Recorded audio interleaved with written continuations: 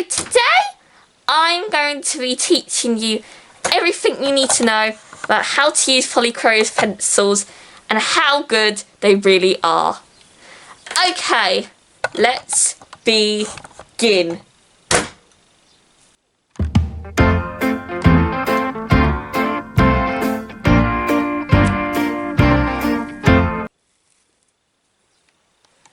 So, here is a portrait that I'm currently making with Polychromos that you may have seen in the thumbnail, and so far I absolutely love how it looks. I still only halfway through it in the process of filming right now, but I am so proud of it so far. And here you can also see another portrait I did with Polychromos quite a while ago, but I'm still so impressed with how I did the eyes, the nose, the beard. Can really see their layering abilities. And this was when I only had just the 24 set of Faber Castell Polychromos. Whereas this portrait, I've also purchased this Polychromos colour pencil wrap. So, I'm so sorry, I haven't even introduced myself. But if you didn't know already, my name's Caitie and I can draw. If you think so too, then subscribe for more. So here I am in my art studio, all my Polychromos and pictures around me. And today I'm just going to be giving you a sort of like a guide on Polychromos. Everything you need to know about them if you are thinking about purchasing them, how to use them.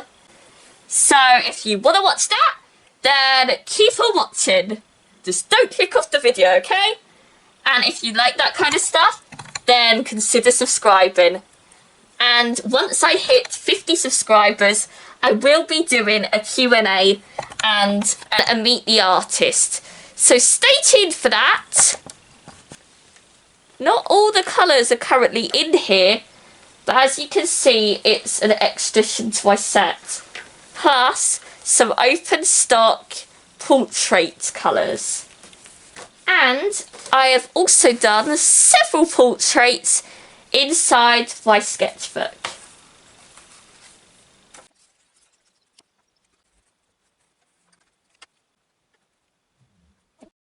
Let me find where they are.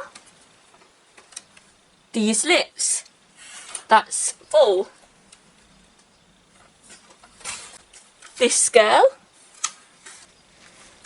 a portrait of Nadine Breety, a random girl from my imagination, and a self-portrait of my eyes. These are actually some of my favourite pieces I've ever created, just demonstrating what you can really achieve with these pencils. I currently own a total of 50 colours. The 24 set comes in an absolutely amazing tin. There's still a few Polychromos still in there. And it comes with a little leaflet giving you many tips and techniques. And a list of the whole colour range. I think you can find this on the Faber Castell's website too.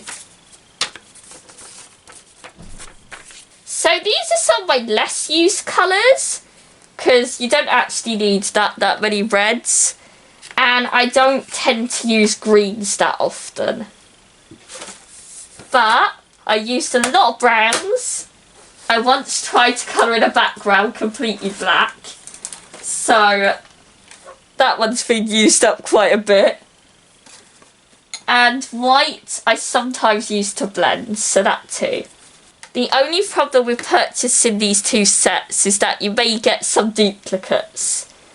But I think it's in total worth it. Unlike the 24 set, there are some lovely purples.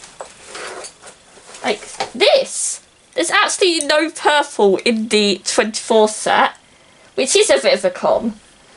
And there's also this mid-purple pink, pink carmine, also cobalt green, cobalt turquoise, and really great colour I haven't yet used very much, but I'm definitely going to, dark sepia. This is like a super dark brown with sort of a more greyish hue. Just decided to do this on a whim, as I haven't uploaded in like 2 months, so. But if you're subscribed to my channel, I promised you that I will try and upload once a month if I can. For these swatches, I'll just be using some cheap watercolour paper, so I absolutely recommend. It is the same paper that I'm doing this portrait on. It does have a bit of texture showing through, but once you burnish, that should completely disappear. I'd recommend using a thicker, more textured paper like watercolour paper, as it can hold on to many layers of pigment that you can't really get with thin paper or smooth paper. But if you're not into having a textured drawing, then I would recommend Faber Castell Sketchpad. It's a little thinner, it's a little on the thin side, but it's still an overall really good quality paper. Now let's get into swatches.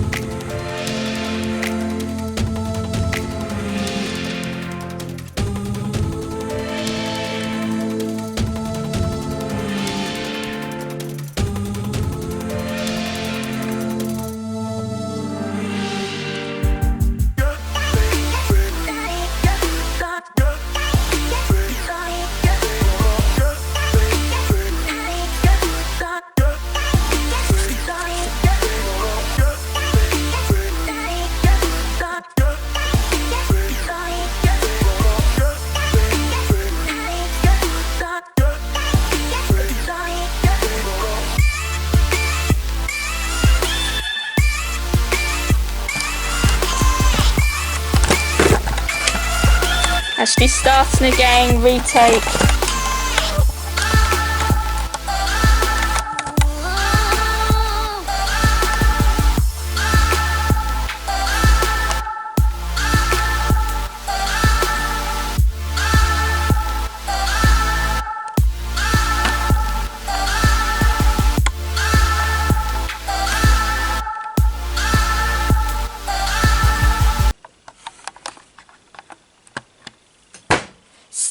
With pretty much any colour pencils, you only really need a small set of, let's say, 24, because that's pretty much all the colours you'll ever need. And a bonus of having a smaller set to start with is that it will teach you a lot more about mixing and layering colours, instead of just picking the perfect green, the perfect red. You will have to layer different shades of green to get that perfect green, or even layer blues or yellows, for example. I started out with just a set of 24 pencils, as you can see. Here they are. And to be honest, the most I ever use in a drawing is about that much. And the only other colours that I always use are my skin tone colours. So here we have beige red, burnt ochre, which is also included in the set 24, Cafe Autumn Violet, Salmon, and Coral. All the perfect colours for doing a lot of different skin tones, whereas the browns are better for darker skin tones. There's certain shades of turquoise, greens, different greys, and of course purples and pinks that you don't get in the 24 set, besides a magenta, but that's not really a purple or a true pink. But whereas in this set, I forgot for a second what it was called. There are tons of lovely teals, and okay, this is the purple included. Unfortunately, it only has 2 stars of Lightfast, whereas all the others have 3. And same with Pink Carmine. They're both still brilliant colours. Just, that is something to be warned with if you're a professional artist or someone looking to sell your artwork. Now,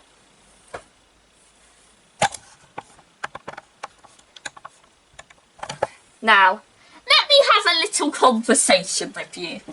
It's going to be a tough talk, I know. But you don't need 120 colours. That's just it. That's the truth. There is no way you're going to use even half of them. I altogether have around 50 pencils.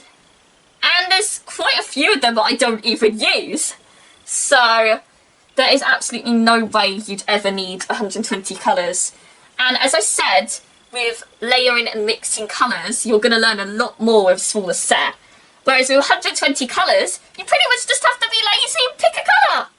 Whereas with smaller sets, you're learning colour theory, which is a very important necessary skill for artists, like myself and most likely you.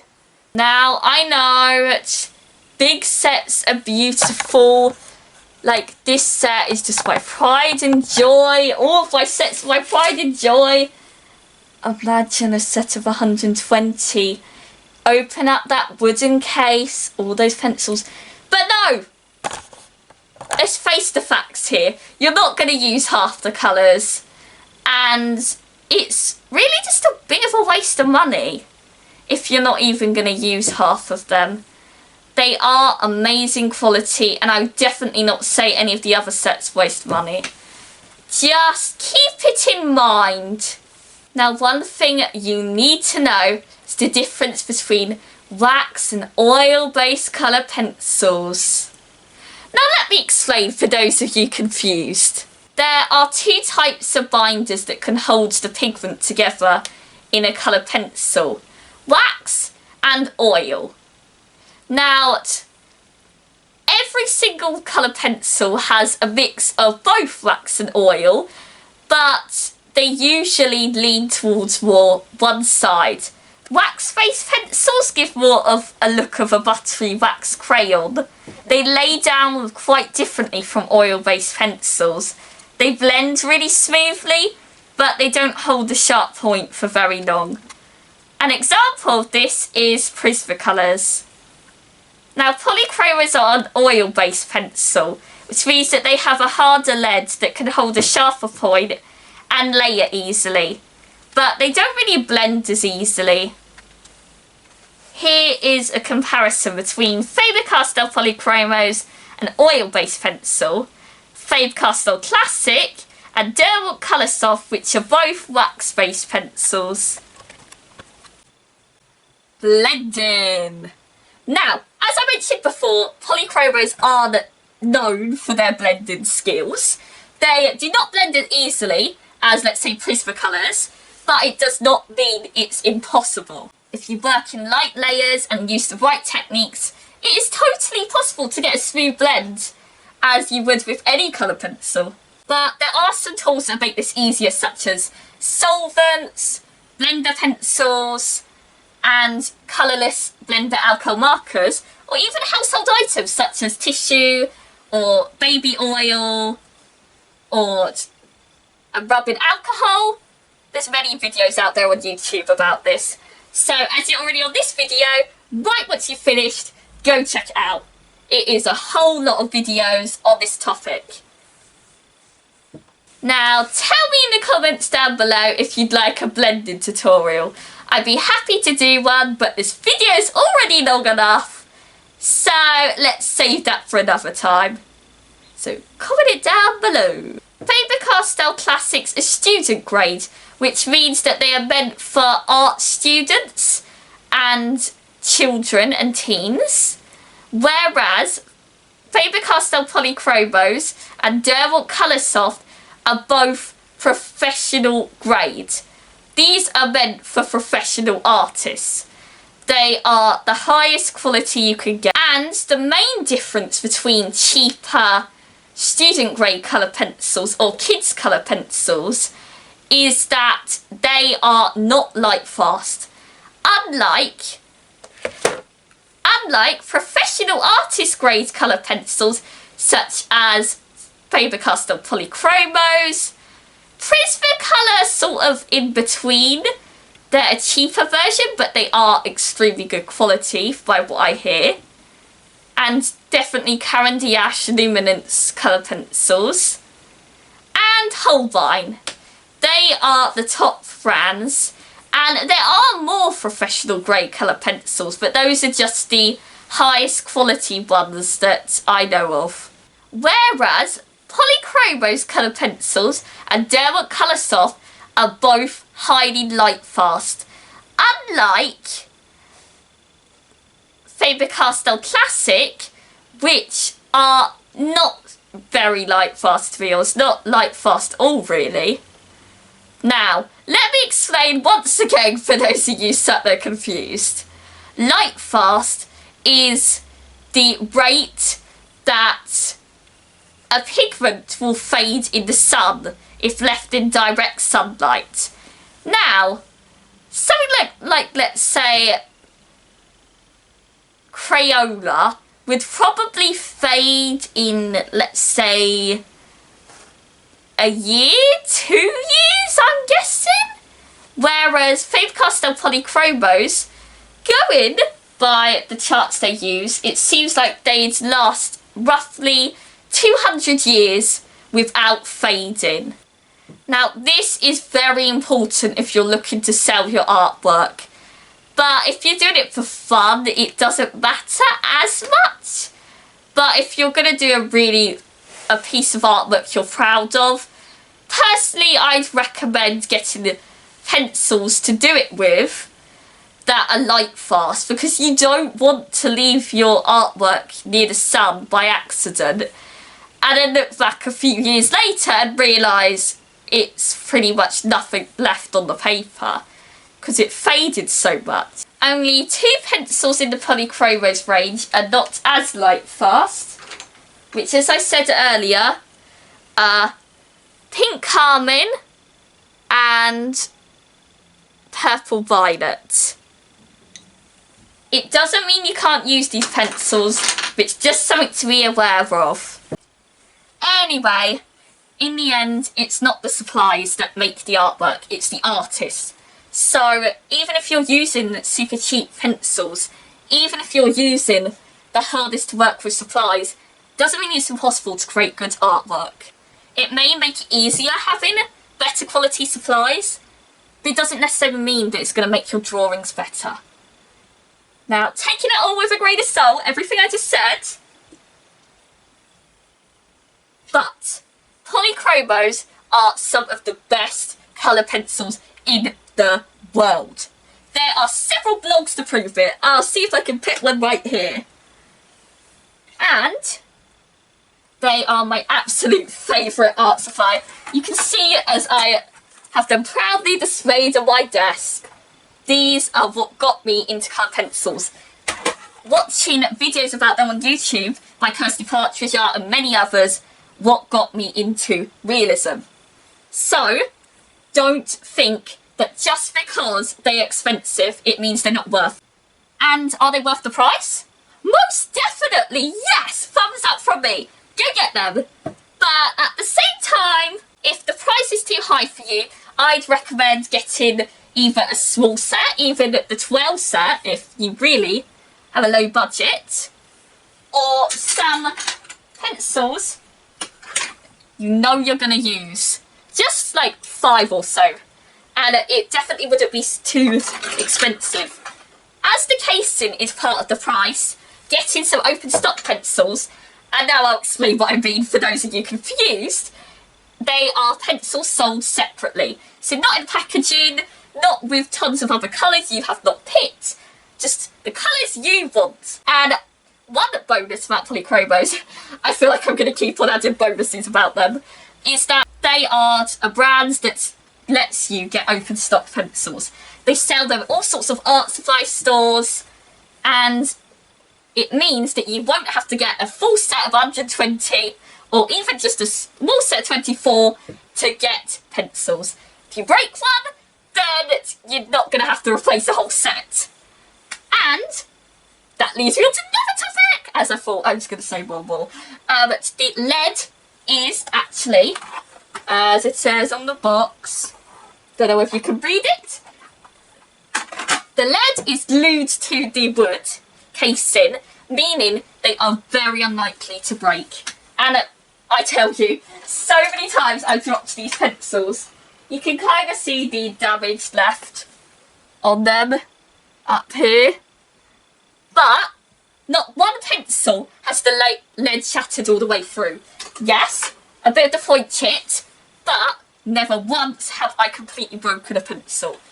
Every single time I dropped them a good 10 times per pencil, and they have not. Now, I'm going to cut off this video short, as I don't really want to make this an hour long. But, if you like this video, consider subscribing. Okay, so you know the drill.